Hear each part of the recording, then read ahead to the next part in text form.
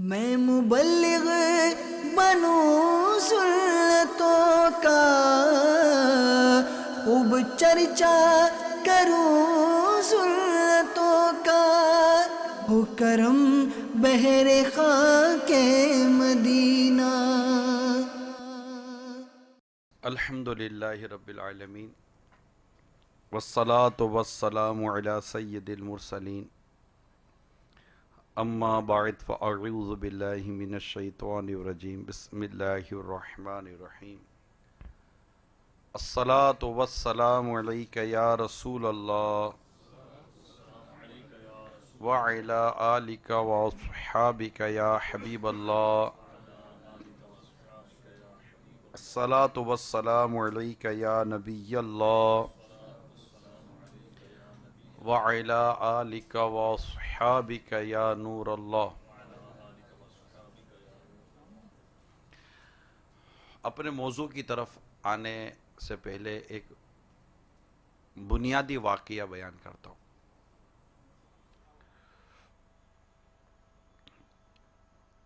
سخت بارش میں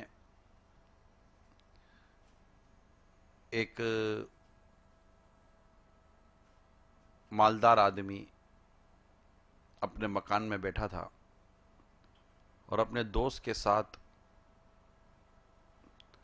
ماضی کی باتیں کر رہا تھا۔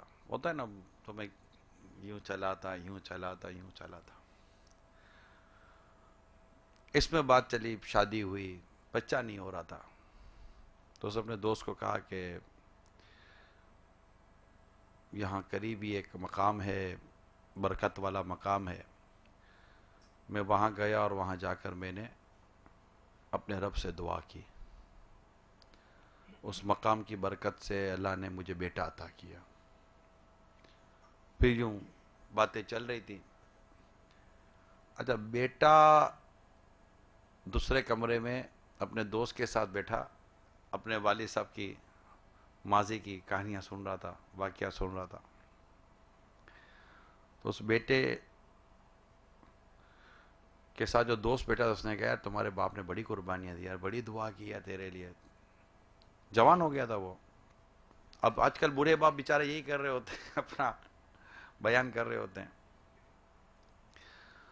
تو ہے تمہارے باپ نے بڑی محنت کیا، تیرے لیے بڑی دعائیں کی اور تجھے پالا پوسا بڑا کیا۔ بولا ہاں یار، وہ جگہ نظر نہیں آ رہی ہے کہ جہاں میرے باپ نے میرے لیے دعا کی تھی۔ کیوں؟ بولا یار جا کے دعا کروں، یا اللہ میرے باپ کو اٹھا لے، اس کی جائیداد مجھے جلدی مل جائے، یعنی میں وہاں جا کر اپنے باپ کے مرنے کی دعا کروں تاکہ مجھے باپ کا حصہ جلدی ملے۔ بڈھا خسوٹ دیتا ہے کچھ نہیں ہے۔ یہ واقعہ میں نے کتاب میں پڑھا ہے کہ ایسا ہوا ہے۔ میں نے اس پر غور کیا کہ آخر ایسا کیا ہو جاتا ہے کہ باپ اپنی زندگی بھر کی محنتوں کا پھل اتنا کڑوا کھاتا ہے۔ بہت کم ماں باپ اب رہے ہیں، بہت کم رہے، میں نہیں کہتا کوئی بھی نہیں ہے، بہت کم والدین اب رہے ہیں جو اپنے اولاد والا جو پرورش کا اور محنت کا جو پھل ہے وہ میٹھا کھانے میں کامیاب ہوتے ہوں۔ اس میں سم ٹائم یہ ہوتا ہے کہ اولاد کو چونکہ باپ کی طرف سے فیسیلیٹیز دستیاب ہوتی ہیں، اس کو فیسیلیٹ کر رہا ہوتا باپ، تو اس کو کیا، پاگل کتے نے تو کاٹا نہیں ہے کہ وہ باپ کے خلاف چلا جائے گا۔ یہاں والد نے لگام کھینچی اور وہاں بیٹے کا ایک سیکنڈ فیس سامنے آتا ہے۔ اصل میں نے خود اس طرح کے کیسز ڈیل کیے ہیں، تو مطلب یہ کوئی میں فرضی گفتگو نہیں کر رہا، ڈیل کیے ہیں، اور روتے ہوئے بھی دیکھے میں نے باپ کو کہ نہ جانے میرے بیٹے کو کیا ہو گیا ہے۔ اس کے اسباب پر اگر ہم غور کریں تو اس کے اسباب میں یہ ہوتا ہے کہ ہم اپنے بچوں کی تربیت کرتے وقت ماضی کا یہ فیس بھول گئے ہوتے ہیں۔ میرا دعوت اسلامی کے ماحول میں مختلف ممالک میں جانا ہوا ہے، ایون زیادہ تر مطلب میں نے جو ایشوز دیکھے ہیں، زیادہ تر جو میں نے ایشوز دیکھے وہ یو کے میں دیکھے ہیں، لندن، برمنگم، بریڈ فورڈ، کافی شہروں میں میرا جانا ہوا ہے۔ تو جب میں نے وہاں جا کر دیکھا تو وہاں سب سے زیادہ جو ایشو ہے نا وہ والدین کو اپنی اولاد کا ایشو ہے. اچھا ان سے بیٹھ کر باتیں بھی ہوئی ہیں. اچھا یہی تقریباً سچویشن مجھے یورپ میں ملی ہے. یورپ میں ملکوں کے نام بھی کیا لوں, ہماری بہت بڑی کمیونٹی, اسپیشلی ہماری پنجاب کی بڑی کمیونٹی آپ کو اٹلی میں ملے گی, اسپین میں ملے گی, آپ کو گریس یونان میں ملے گی. پھر یہ آگے بڑھتے بڑھتے پھر ان کو ٹائم لگتا ہے, ہالینڈ تک پہنچتے ہیں, پھر آگے پہنچتے ہیں. پھر اصل میں ان کا ہوتا ہے تو بس ایک ہی دن ہے کہ یو کے دیکھوں. تو وہ یو کے چکر میں سارا یہ سائیکل گھوم رہے ہوتے ہیں. اور ان کے ساتھ بھی میں بیٹھا ہوں, ان کو بھی ایک ہی پرابلم ہے, یار اولاد کا کیا کرے, اولاد کا کیا کرے, اولاد کا کیا کرے. اچھا پاکستان میں بھی بہت ساری جگہوں پر جانا ہوا ہے, ملنا ہوا ہے. اولاد کی وجہ سے ماں باپ کافی پریشان ہے کہ اولاد کا کیا کرے. اب چونکہ شروع سے اس بات پر سوچا نہیں تھا, محنت کی 40 سال 50 سال تک میں نے دیکھا ہے کہ لوگوں نے محنت کی, اور یقیناً اپنے لیے نہیں کی, اپنی فیملی کے لیے, اپنی بیوی بچوں کے لیے ہی بندہ نارملی کرتا ہے. لیکن نہ جانے کیوں یہ اس چیز کو بھول جاتا ہے کہ میری اولاد میری نہیں رہے گی, میری فیملی میری نہیں رہے گی, تو میں آفٹر کروں گا کیا. اس میں دو چیزوں نے, ابھی حاجی صاحب سے ہم کمرے میں بیٹھے تھے تو ہم یہ بات ہی کر رہے تھے کہ آخر دو مین ایشو ہیں ہمارے یہاں جو میں آپ کے ساتھ, ایک تو میں بیان کروں آپ کو, ٹھیک ہے, لیکن میں چاہ رہا ہوں کہ آپ کے ساتھ کوئی ڈسکس کر لوں, ہم کچھ ایسے ریزلٹ اورینٹڈ ڈسکشن کر لیں, میں بھی کہ کوئی اسلام کو, دین کو, مسلک کو آپ کی طرف سے کوئی فائدہ پہنچے. دو ایشو ہیں جو میں آپ کے ساتھ ڈسکس کرنا چاہ رہا ہوں. ایک ہے ایجوکیشن اور ایک ہے میڈیا. مجھے ایسا لگتا ہے کہ یہ دو وہ راستے ہیں جہاں سے تیزی کے ساتھ امت کو تباہ کیا جا رہا ہے. ایجوکیشن سیکٹر سے بھی, ایجوکیشن انڈسٹری سے بھی, اور میڈیا انڈسٹری سے بھی. اب بچے کے ہاتھ میں موبائل ہے, ماں باپ اب موبائل نہیں لے سکتے اپنے بچوں سے. آپ بولے میں بچوں سے موبائل لے لوں, نہیں ہو سکتا, بلکہ اس کو آپ کو مہنگے سے مہنگا, لیٹسٹ سے لیٹسٹ موبائل دلانا ہی پڑے گا, کیونکہ وہ اس کے بغیر ایڈکٹڈ ایکوپمنٹ, ایڈکٹڈ ہو گیا ہے. تو اب ایسی صورت حال میں آلٹرنیٹ ہمیں دینا چاہیے اپنی اولاد کو. میڈیا, ٹی وی, اب ٹی وی پر 100 قسم کے پروگرام آ رہے ہیں, کس کس سے اپنی اولاد کو آپ بچائیں گے. یہاں سے سوئچ کرے گا کہیں اور جائے گا, وہاں سے سوئچ کرے گا کہیں اور جائے گا. رہی بات اسکول کی, کالج کی, یونیورسٹی کی, تو جو ایجوکیشن سے ریلیٹڈ لوگ ہیں وہ بھی اس بات کو انڈورس کرتے ہیں کہ ہمارے یہاں تعلیم ہے, تربیت تو ہے ہی نہیں. اب تعلیمی اداروں میں بھی آپ کو تعلیم ملے گی, تربیت نہیں ملتی. اچھا گھر میں چونکہ ماحول نہیں ہے تو گھر میں تربیت نہیں ہے. جب دونوں طرف سے تربیت نہیں ہے تو بچہ باہر دوستوں میں یا میڈیا پر جو گین کرے گا وہی ڈیلیور کرے گا, جو ڈلے گا وہی نکلے گا. تو نتیجہ یہ نکلتا ہے کہ ہمارے یہاں معاشرے میں اولاد بگڑتی جا رہی ہے, خراب ہوتی جا رہی ہے, اور اس کو سنبھالا کیسا جائے. اچھا بگڑنے میں بھی 2-3 چیزیں ہیں, معذرت کے ساتھ. ہمیں یہ لگتا ہے یار میری اولاد بگڑی ہوئی نہیں ہے. کیوں بگڑی ہوئی نہیں ہے؟ نہ شراب پیتی ہے, نہ جوا کھیلتی ہے. ہمارا بیٹا نہ شراب پیتا ہے, نہ جوا کھیلتا ہے, نہ کوئی چرس یورین پیتا ہے, کوئی نشہ وشہ بھی نہیں کرتا. تو بیٹا بگڑا ہوا تھوڑی ہے. اچھا ابو باپ سے پوچھو آپ کا بیٹا نماز پڑھتا ہے؟ تو بولے کہ نماز تو نہیں پڑھتا. اگر نماز نہ پڑھنے والا بھی بگڑا ہوا نہیں ہے تو پھر بگڑا ہوا کون ہے؟ کیونکہ ہمارے یہاں عموماً بگڑنا وہ ہے جس میں سوسائٹی میں آدمی بدنام ہوتا ہو, لیکن اللہ اور اس کے رسول کی نافرمانی دن دہاڑے کرتا ہو, اس کو معاذ اللہ بگڑنا سمجھ ہی نہیں رہے ہیں. فلمیں دیکھتا ہے, گانے باجے سنتا ہے. ہمارے نزدیک ہماری اولاد بگڑی ہوئی نہیں ہے, اور بگڑی ہوئی ہم سمجھ ہی نہیں سکتے کیونکہ ہم خود انوالو ہیں اس کیسز کے اندر. تو میں بگڑا ہوا ہوں تو میری اولاد کو میں بگڑا ہوا سمجھوں گا نا. تو ہم نے 2-4 میجر چیزیں ہیں جسے ہم نے بگڑنے اور نہ بگڑنے کا بیس بنایا ہوا ہے کہ شراب نہیں پیتا، نشہ نہیں کرتا، بدکاری نہیں کرتا، اور جوا نہیں کھیلتا، یہ 2 4 5 چیزیں یہ نہیں، باقی جو مرضی ہے کرتا رہے، ہلا گلا کرتا رہے، اللہ کی نافرمانیوں پر نافرمانیاں کرتا رہے، ہمارے نزد ہمارا بچہ بگڑا ہوا نہیں ہے. حالانکہ بگڑے ہوئے میں ہم ڈیفینیٹلی کہہ سکتے ہیں کہ جو اللہ کی نافرمانی ہے وہ بگڑی ہوئی عادت ہے. ایک مسلمان ہونے کی حیثیت سے اس بات کو سمجھنے میں آپ کو بھی دقت نہیں ہونی چاہیے، مجھے بھی دقت نہیں ہونی چاہیے، چاہے اس میں انوالو ہوں یا آپ انوالو ہیں یا ہماری اولاد انوالو ہو. ہوتا یہ ہے کہ جب مکمل طور پر جو بگڑنے کی جو میں نے ڈیفینیشن آپ کے سامنے رکھی ہے، اب ہمارا بیٹا اگر ہمارے بزنس میں جھوٹ بولتا ہے، ہمارے نزدیک بگڑا ہوا نہیں ہے. اس کے جھوٹ بولنے کی وجہ تو بزنس بڑا ہے.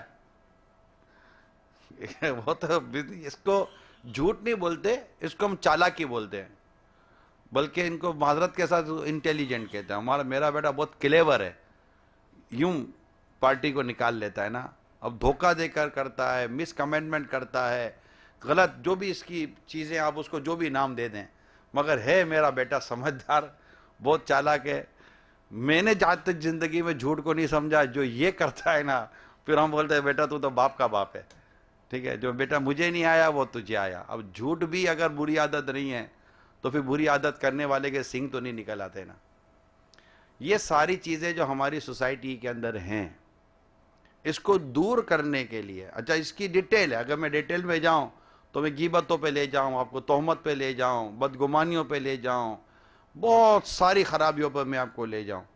آج آپ غور کریں، کیونکہ آپ تو لمیٹڈ لوگ ہیں، اور میں امید کرتا ہوں کہ چونکہ آپ انوائٹڈ ہیں، ایک آپ کو پتہ ہے کہ ایک اسلامک بیان ہے، ایک مذہبی بیان ہوگا، اور آپ کی ایک سوچ مذہبی ہوگی، دینی ہوگی، اللہ اور اس کے رسول سے محبت کرنے والی ایک سوچ ہوگی، تو آپ اس وقت ہمارے ساتھ اس ہال میں موجود ہیں. لیکن اگر آپ میری بات کو اپنی ذات سے نکلتے ہوئے، جہاں جہاں آپ کو اپنی ذات میں غور کرنا کریں، اور اپنی ذات سے نکل کر اگر آپ سوسائٹی پہ غور کرتے ہیں، جہاں ہم دعوتوں میں جا رہے ہیں، ہم شادیوں میں جا رہے ہیں، آپ جن فنکشنز کو اٹینڈ کرتے ہیں، جو بزنس ٹائپ کے ہوں یا ویڈنگ سیریمنی ہو، آپ وہاں کا ماحول دیکھیں. کیا لڑکے لڑکیاں آج کل ناچ نہیں رہے؟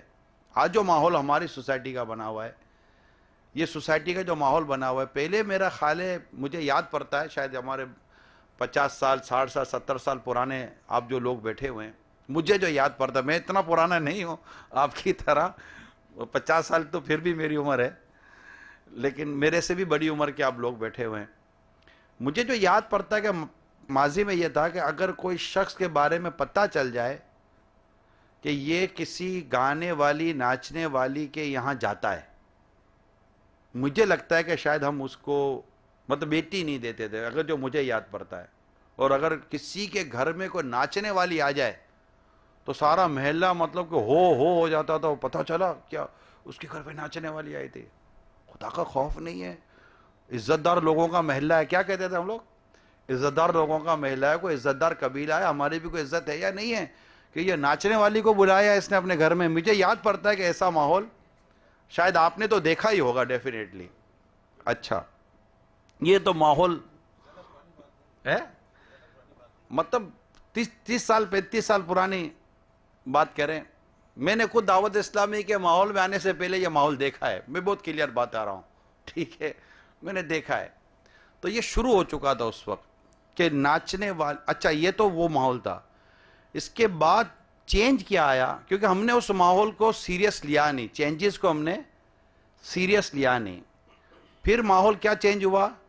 پھر ماحول یہ چینج ہوا کہ وہ ناچنے والیاں ہمارے گھروں کی شادیوں میں جب آنے لگیں تو یہ ایک فیشن بن گیا، بالکل فیشن بن گیا. پہلے عیب تھا، پھر فیشن بن گیا. اب ہوا یہ، لیٹسٹ انفارمیشن جو ہے وہ یہ ہے کہ اب ہمارے گھر کی لڑکیاں ناچتی ہیں، اور اس کو کوئی بھی برا نہیں سمجھتا کہ نہیں یار یہ کیا ہو رہا ہے. اس کو بالکل ایک، اگر میں غلط نہیں ہوں تو شاید ایک کلچر کا حصہ بن گیا کہ اب بڑی بڑی شادیاں اس وقت تک ہوتی ہی نہیں ہے جب تک اس خاندان کے لڑکے اور لڑکیاں مل کر ناچے نہ. اچھا، اب مجھے آپ بتائیں، اگر یہ بھی بگڑا ہوا معاشرہ نہیں ہے تو پھر بگڑا ہوا معاشرہ ہوتا کیسا ہے؟ اچھا یہی کام شادی میں جو ناچنا گانا یہ سب کچھ ہو رہا ہے، کسی کمرے میں بیٹھ کر لڑکے شراب پی رہے ہوں تو ہم تھو کریں گے، کیونکہ اس کو ہم برا سمجھ رہے ہیں.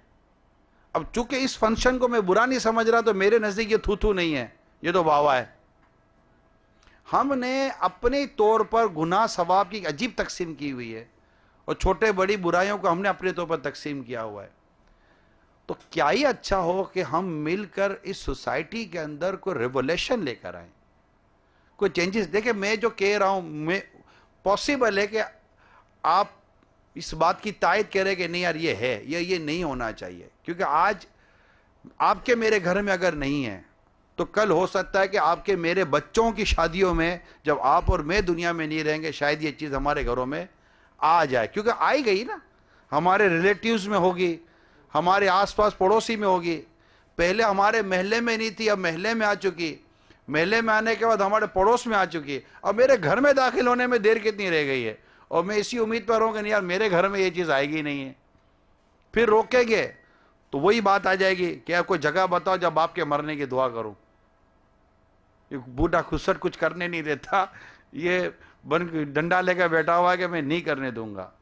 تو یہ سچویشن آنے سے پہلے ہمیں نہیں چاہیے کہ ہم اپنی سوسائٹی میں کوئی بہتری لے کر آئیں. میں یہ ایک درد لے کر آپ کے ساتھ بیٹھا ہوں کہ اس میں آپ اپنا رول پلے کریں، اور حرام کو حرام نہ صرف ہم سمجھیں بلکہ اس حرام کو نہ کرنے کا عزم بھی کریں، اس حرام سے روکنے کا عزم کریں. دیکھیں میرے آقا صلی اللہ تعالیٰ علیہ وسلم فرماتے ہیں بلغوا عنی ولو آیا، پہنچا دو میری طرف سے اگرچہ ایک ہی آیت ہو. ایک امتی ہونے کے ناطے، ایک مسلمان ہونے کے ناطے آپ کی میری ذمہ داری ہے کہ ہم ہمارے رسول پاک صلی اللہ تعالیٰ علیہ وسلم کے فرمان کو لوگوں تک پہنچائیں. آپ کی بھی ذمہ داری ہے، میری بھی ذمہ داری ہے، آپ کی بھی ذمہ داری. اس کے لیے گیٹ اپ ہو یہ ضروری نہیں ہے. اچھا ہے جتنا مذہبی گیٹ اپ ہوگا، جتنا سنتوں پر عمل ہوگا اتنا فائدہ ہے. لیکن آپ بھی کسی بے نمازی کو کہہ تو سکتے ہیں نا چلو نماز کے لیے چلو. چلو میں یہ کہتا ہوں کہ آپ کہہ بھی نہیں سکتے، لیکن جس جگہ پر بیٹھ کر برائیاں ہو رہی ہیں، ناچنا گانا ہو رہا ہے، بے شرمی بے حیائی ہو رہی ہے، ایٹ لیسٹ آپ وہاں کا واک آؤٹ تو کر سکتے تھے. ہم یہ میسج تو ڈیلیور کر سکتے نا یار یہاں پر بچیاں ناچ رہی ہیں، لڑکے ناچ رہے ہیں، میں ماں بہنوں والا آدمی ہوں، میں ایک عزت دار آدمی ہوں، میں اس جگہ پر نہیں بیٹھ سکتا. بھلے وہ سگے بھائی کی شادی ہے، بہن کی شادی ہے، رشتہ دار کی شادی ہے، کیونکہ میں نے اپنے رب کا اور اپنے رسول پاک کا کلمہ پڑھا ہے نا. میرے نزدیک سب سے پہلے اللہ اور اس کے رسول کی محبت اور اللہ اور رسول کے احکام پہلے ہیں. آقا فرماتے تم اس وقت مومن نہیں ہو سکتے جب تک میں تمہارے بھائی اور ماں باپ اولاد سے سب سے زیادہ محبوب نہ ہو جاؤں، پیارا نہ ہو جاؤں. اور جہاں پر میرے پیارے آقا رسول پاک صاحب لولاک صلی اللہ تعالیٰ علیہ وسلم کی نافرمانی ہو رہی ہو اور میں نبی کا غلام، میں وہاں بیٹھ کر کیا کروں گا؟ اگر میں اپنے ہاتھوں سے، اپنی زبان سے، اپنے کردار سے اس برائی کو ختم نہیں کر سکتا، کم از کم اس برائی سے اٹھ کر تو جا سکتا ہوں. میرے پاؤں میں ایسی کون سی بیڑیاں ہیں جو میں اٹھ بھی نہیں سکتا ہوں. میں آپ کو یقین دلاتا ہوں جس دن آپ جیسی سوسائٹی کے لوگ ہماری بات چھوڑ دیں اس وقت، کیونکہ یہ تقسیم ہے کہ یار ایک مذہبی آدمی ہے، ہم کو تو اب دعوت ہی نہیں آتی، ہم کو تو دعوت ہی نہیں آتی. میرے ساتھ تو ایسا چٹکلا ہوا، میرے گھر پر میرے ایک عزیز ہیں، ان کی شادی کا انویٹیشن. اب آج کل تو پہلے تو ہمارا ایک کارڈ آتا تھا، اب تو ایک لفافے کے اندر 6 8 کارڈ آتے ہیں. ڈنر کا الگ ہے، تو مہندی کا الگ ہے، پھر ڈھولکی کا الگ ہے، پھر وہ غزل نائٹ کا الگ ہے، پھر میوزیکل نائٹ کا الگ ہے. یہ سارے یہ الگ 6 7 کارڈ آتے ہیں. آج اب اتفاق کہیں جو بھی کہیں، میں جانتا تھا اس نے دعوت بھیجی. اچھا میرے گھر میں مجھے کہا کہ یہ آپ کے فلاں کی دعوت آئی ہے. میں کہا چلو ٹھیک ہے، بیٹی کی شادی تھی اس کی، اور میں عموماً بیٹی کی شادی کسی کو آنر کرتا ہوں کہ میں اس کو فون کروں، دعائیں دوں. بیٹی ہوتی ہے، زیادہ اس میں باپ کا وہ انٹرسٹ ہوتا ہے، مزہ آتا ہے اس کو کہ یار چلو بیٹی ہے, اچھا خوشی ہوتی ہے. تو اس کی بیٹی کی شادی تھی, میں نے اس کا کارڈ نکالا, نکاح تاریخ دیکھی, اچھا ولیمہ تاریخ دیکھی, تیسرا کارڈ دیکھا تو وہ میوزیکل نائٹ. یا غوث پاک, یہ کیا ہو گیا, میرے کو میوزیکل نائٹ کی دعوت کیوں بھیجی بھائی اس نے. تیسرا تو وہ شب غزل, میوزیکل نائٹ تھی, اور تیسرا کیا تھا, چوتھا شب غزل. اب میں کہا یار یہ تو غزلوں نے اب میں جانتا تھا اس کو, میں نے اس کو فون کیا, میں کہا اب آپ سنیں دیکھیے ہوا کیا. میں نے اس کو فون کیا, کیا بھائی بیٹی کی شادی ہے, اللہ شادی خانہ آبادی کرے, جو ایک ہوتا ہے مینرز ہیں, دعا دینی چاہیے. میں اس کو فون کیا, میں نے کہا وہ آپ کا دعوت نامہ ملا, یار یہ آپ نے مجھے کیا بھیجا ہے, آپ نے مطلب اس میں شب غزل کا کارڈ ہے, تو میوزیکل نائٹ کا بھی کارڈ ہے, تو یہ بھی کارڈ ہے, تو وہ بھی کارڈ ہے. آپ یقین مانیں فون پر جب میں نے اس کو یہ کہا کہ تم نے یہ 3 کارڈ مجھے بھیجیں, کیا اس کے اوہ آپ کو یہ کہاں سے آ گیا, میں نے تو منع کیا تھا کہ عمران کو یہ کارڈ نہیں بھیجنا. اب وہ اتفاق ہے کہ وہ اس کے غلطی سے یہ کارڈ میرے پاس آ گئے. اب میں زیادہ اس کو یہی کہہ سکتا, یار یہ آپ کیا کر رہے ہو, ہم شادی خانہ آبادی کے کرنے کے بجائے خود ہی اپنے ہاتھوں شادی خانہ بربادی کر رہے ہیں. تو لیکن جو ہونا تھا وہ ہوا. کیا ہمیں نہ جانا تھا, نہ ہماری فیملی نے جانا تھا, نہ میں نے جانا تھا, لیکن مجھے ایک موقع ملا, نیکی کی دعوت دی. اور نیکی کی دعوت کا معاملہ یہ ہے کہ ہمارا کام پہنچانا ہے, منوانا ہمارا کام نہیں ہے. کسی نبی کا منصب منوانا نہیں تھا, کسی نبی کا منصب منوانا نہیں ہے. ہمارا کام کیا ہے, پہنچانا. آپ نہ مانے میری ذمہ داری ختم ہو گئی. میں ڈنڈا لے کر طاقت کے ساتھ اور آپ کے مخالف جھنڈا اٹھا کر میں منوانے کا میں مکلف ہی نہیں ہوں, میں اس کا پابند ہی نہیں ہوں, یہ میرے ڈومین میں نہیں آتا, نہ آپ کے اس میں آتا ہے, نہ میرے اس میں آتا ہے. میرا کام تبلیغ کرنا. تبلیغ کہتے ہیں پہنچانے کا. سورہ یاسین میں آپ نے پڑھا ہوگا وما علینا الا البلاغ المبین, اور ہمارا کام صاف صاف پہنچا دینا ہے. ہر نبی کا کام پہنچانا ہے. ہدایت دینا اللہ کا کام ہے, یہ آپ کے میری ذمہ ہدایت ہے ہی نہیں. انبیاء کرام نے بھی قوموں تک پہنچایا ہے اور بس پہنچایا ہے. تو آپ بھی پہنچانے والے بنے, میں بھی پہنچانے والا بنوں. اور جو ہو رہا ہے, جیسے میں نے آپ کو اگزامپل دی, اب ہمیں یہ اتفاق تھا جو اس کے منہ سے او نکل گیا, ٹھیک ہے, لیکن نارملی ہمیں اس طرح کی انویٹیشن اب آتی ہے جن کو پتہ ہے کہ انہوں نے آنا ہی نہیں ہے. اگر آپ جو سوسائٹی کی ایک, جیسے سول سوسائٹی ہمارے ایک ورڈ کامن ورڈ ہے, سول سوسائٹی کے لوگ کمیونٹی بنائیے تو جناب یہ بنایا, تو این جی او بنائیے تو فلاں بنایا فلاں بنایا. ٹھیک ہے, آپ اپنے جو بھی اللہ اور اس کے رسول کی رضا کے مطابق جائز طریقے سے اپنی ایکٹیویٹیز کر رہے ہیں, وہ ایک الگ ٹاپک ہے. لیکن سوسائٹی کو ریکٹیفائی کرنے کی ذمہ داری آپ اپنے ذمہ کیوں نہیں لے سکتے یار؟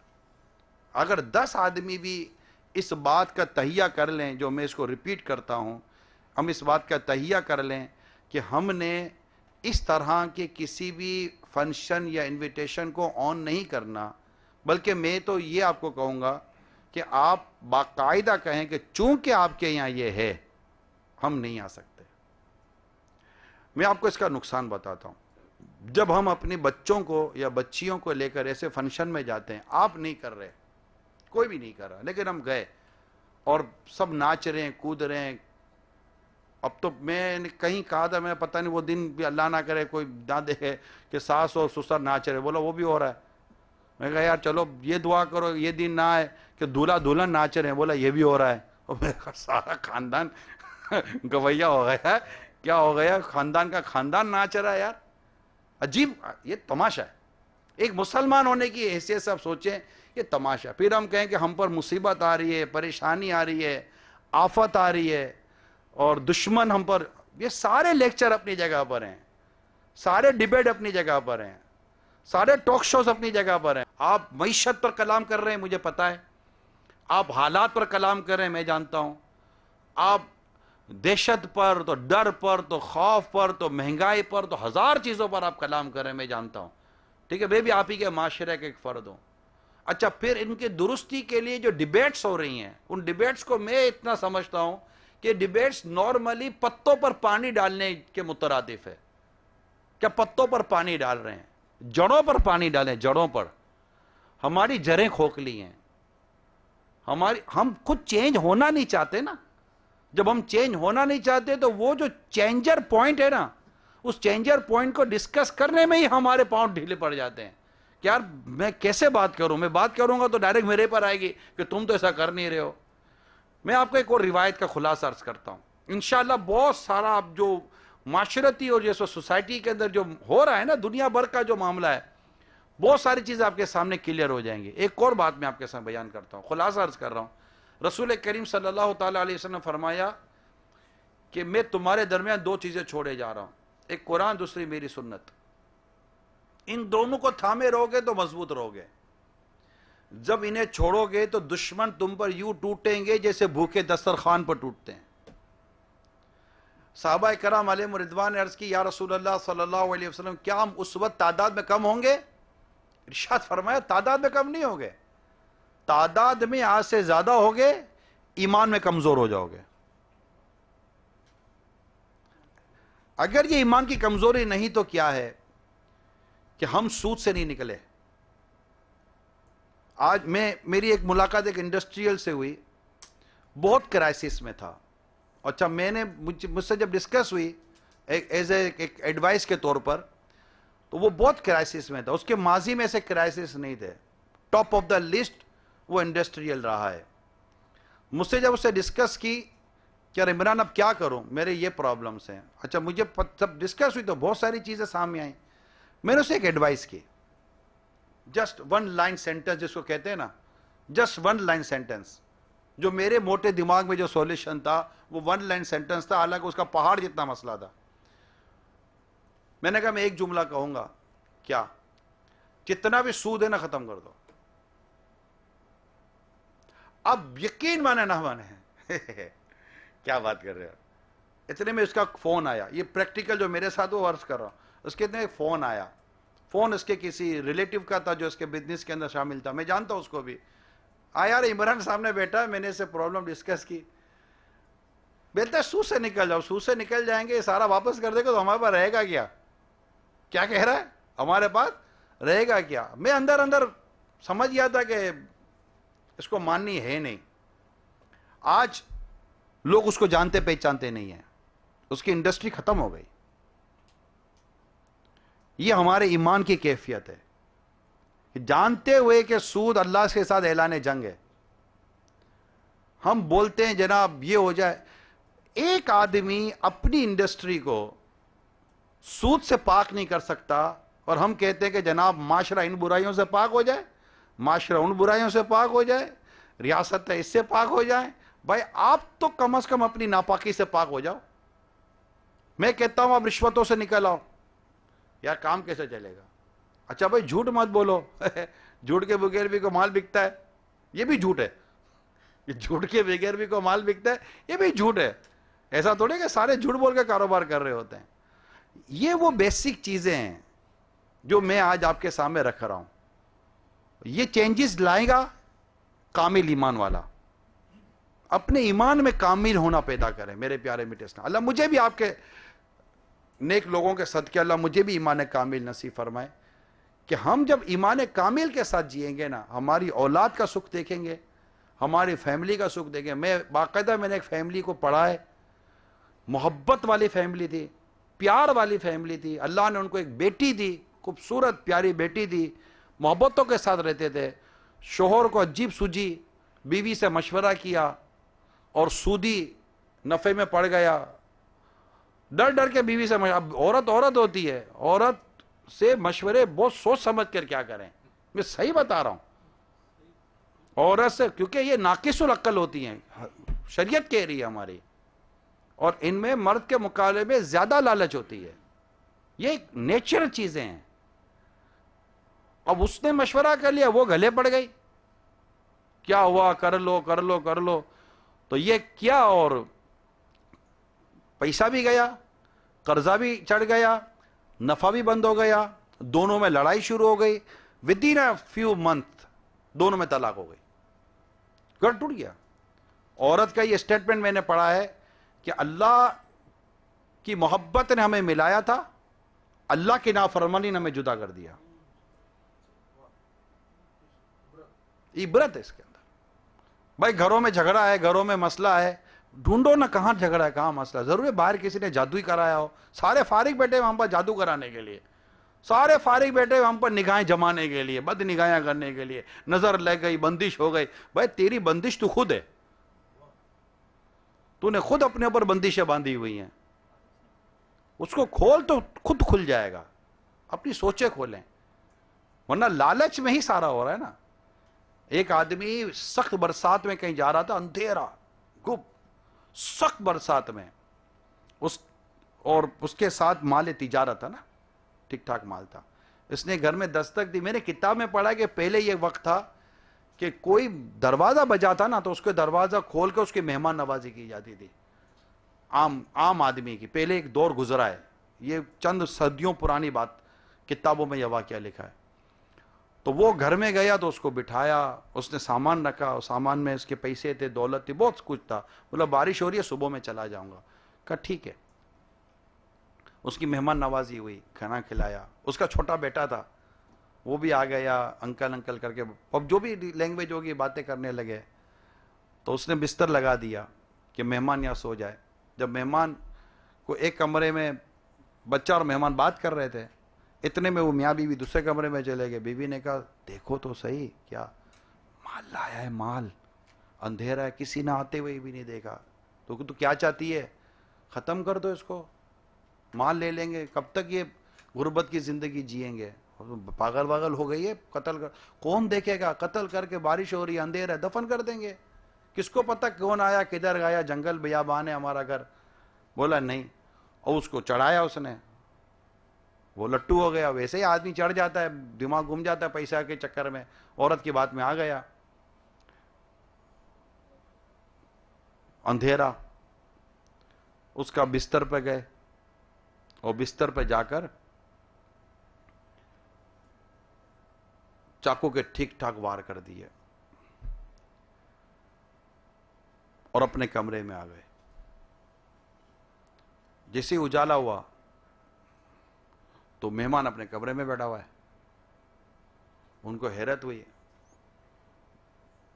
کہا آپ, تو کیا ہوا, بولا وہ بستر. بولا وہ بستر وہ آپ کا بیٹا تھا نا, وہ رات کو میرے ہی بستر پر سو گیا, تو میں نے بلینک اس کے اوپر چادر وادر ڈال دی. کہاں بچے کو اٹھاؤں. دونوں کی چیخیں نکل گئیں کہ ماں باپ نے مل کر لالچ میں آ کر اپنے بیٹے کا قتل کر دیا. یہ لالچ ہے. عورت کی بات میں آنا نہ آنا ایک الگ ٹاپک ہے, لیکن یہ ایک لالچ ہے. اس لالچ میں آ کر ہم سود میں پڑ جاتے ہیں, رشوتوں پڑ جاتے ہیں, گناہوں میں پڑ جاتے ہیں, مس ڈکلیریشن میں پڑ جاتے ہیں. بہت سارے ایشوز ہیں. ہم اس کو دور کر دیں, ہماری معیشتیں صحیح ہو جائیں گی, ہم بھی صحیح ہو جائیں گے. تو یہ چند چیزیں میں نے آپ کے سامنے شیئر کی ہیں. میری ریکویسٹ آپ سے یہ, پلیز آپ دعوت اسلامی کا ساتھ دیں. آپ کا بولنا, آپ کا نیکی کی دعوت دینا, آپ کا گناہوں سے بچانے کا عزم کرنا, یہ دعوت اسلامی ہے. کہ آپ یہ ذہن بنا لیں, آج جو ہماری شارٹ ایک جو بھی اس وقت ہم تھوڑی دیر بیٹھے ہیں, آپ ایک ذہن بنا لیں کہ میں نے انشاءاللہ اس معاشرے سے برائی اور گناہوں کو ختم کرنے کی اب نیت کر لیں. تو انشاءاللہ اس کا پہلا فائدہ یہ ہوگا کہ ہم گناہوں سے بچیں گے. دوسرا فائدہ یہ ہوگا کہ ہماری نسلیں, ہمارے بچے اور ہمارا معاشرہ گناہوں سے بچے گا. اس میں آپ اپنا رول پلے کریں, یہ ضروری ہے. آپ کی فیملی کے لیے, میری فیملی کے تو ویسے ہی اللہ کا حکم ہے, یا ایھا الذین آمنوا قوا انفسکم واہلیکم نارا وقودھا الناس والحجارہ, اے ایمان والو خود کو اور اپنے اہل کو جہنم کی آگ سے بچاؤ, اس جہنم کی آگ سے بچاؤ جس کا ایندھن آدمی اور پتھر ہیں. تو ہمیں تو ویسے ہی خود کو اور اپنے بیوی بچوں کو, اہل کو جہنم کی آگ سے تو بچانا ہی ہے, ان کو گناہوں سے بچانا ہے. پھر پڑوسی کو بچائیں, آس پاس والوں کو بچائیں, فیملیز کو بچائیں. اور جہاں آپ کو لگتا ہے, جیسے میں نے آپ کو کہا کہ یہاں پر یہ چیزیں ہو رہی ہیں, خود کو روک لیں. ورنہ ایسا نہ ہو کہ ہم بھی انوالو ہو جائیں, ہماری فیملی انوالو ہو جائے, ہمارے بچے انوالو ہو جائیں. کل ایسا نہ ہو کہ مرنے کے بعد ہم سے ہماری ذمہ داری پوری نہ کرنے کی پوچھ گچھ کی جائے. ہمارا کام صرف اپنے بیوی بچوں کو کما کر کھلانا نہیں ہے, ہمارا کام ہمارے بیوی بچوں کی تربیت کرنا ہے. یہ شرعی ذمہ داری اور شرعی فریضہ ہے, آپ کے اوپر بھی مجھ پر بھی ہے. کہ میں اپنی بیوی بچوں کی شریعت کے مطابق ان کی تربیت کروں. یہ مجھ پر میرے رب نے لازم کیا ہے اور یہ سیکھنا پڑے گا. اس کے لیے آپ اجتماع میں آئیں, مدنی چینل دیکھیں, مدنی مذاکرے دیکھیں, اپنے گھروں میں درس شروع کریں. بچوں کو تو بیٹا کتاب پڑھ کے سناؤ, فیضان سنت کی آپ جو بھی کتاب لے جائیں آپ انشاءاللہ. اب دیکھیں اللہ کی رحمت سے آپ میں بھی فرق آئے گا اور آپ کی فیملی میں بھی فرق آئے گا. اپنی فیکٹری میں شروع کریں, اپنے آفس میں شروع کریں, اپنے لیبر میں شروع کریں. ایمانداری, خوف خدا, دیانت جب پیدا ہو جائے گی سب بہتر ہونا شروع ہو جائے گا. اللہ عمل کرنے کی توفیق عطا فرمائے. صلو علی الحبیب صلی اللہ تعالی علی محمد. اچھا, اس میں جی سب سے پہلے تو میں یہ کہوں گا کہ اگر میں نے اپنے آپ کو ریفارم نہیں کیا, میری اپنی ذات کی ریکٹیفیکیشن نہیں ہو پائی, تو میں کیسے کسی کو کہوں گا کہ آنیسٹی اختیار کریں یا اپنے آپ کو اپنی کمٹمنٹس کو خراب نہ کریں یا اپنے معاملات کو درست کریں. میں نے اپنی ذات کی اصلاح نہیں کی تو کیسے لوگوں کو میں سمجھاؤں؟ میں برائی کر رہا ہوں نا, یہ خود ایک برائی ہے, لیکن برائی ہوتا دیکھ کر اس کو روک نہیں رہا ہوں, یہ ایک اور برائی ہے. میں برائی سے نہیں بچ پا رہا, اگر کسی کو برائی سے بچا لیتا ہوں تو اس میں کیا حرج ہے؟ بعض صورتوں میں تو لازمی ہو جائے گا. یعنی باپ سگریٹ کا عادی ہے تو کیا بیٹے کو منع نہ کرے کہ بیٹا تو سگریٹ نہ پی؟ تو بیٹا عموماً کیا جائے گا, ابو اب آپ نے تو اپنے مزے لے لیے, اب میری باری ہے. تو باپ بولے گا نہیں بیٹا میں نے مزے نہیں لیے, میں مصیبت میں پڑ گیا ہوں. تو ایک روکے گا تو صحیح نا, یہ تھوڑے میں پیتا ہوں تو بیٹا بھی پی لے گا. اس نے تو نقصان اٹھا لیے ہیں, اپنی اولاد کو تو نقصان اٹھانے سے بچائے گا نا. سود کے بارے میں ذہن میں میرے سوال یہ آتا ہے کہ ایک تو بات حقیقتاً جو ہمارا ایمان ہے کہ اللہ تعالیٰ نے جو فرمایا وہ بالکل درست, اور جو حضور پاک نے اپنی احادیث میں کہا کہ سود حرام ہے بے شک, اور یہ ہمارا ایمان ہے.